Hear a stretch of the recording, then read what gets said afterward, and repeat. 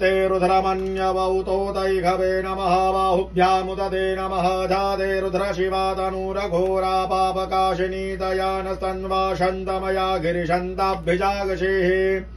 जामिखुङ्गिरिशन्त हस्तैर्विभर्गस्तवे शिवाङ्गिरित्रताङ्गुरुमाहि घोषेः पुरुखं जगदा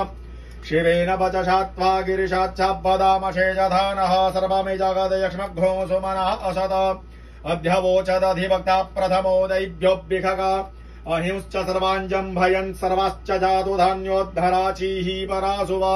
असौ च ताम्रो अरुण उत बभ्रुः मङ्गलः जे जैनघोरद्राविदो दीक्षश्रिताः सहस्रशो वैख गुहेण ईमहे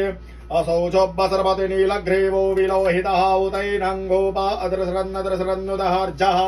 सदृष्टो मृडयाधिनः नमोस्तु नीलग्रीवाय सहस्राक्षाय नीडुखे यथोजेयस्य सतवानो हन्तेभ्यो करन्नमः।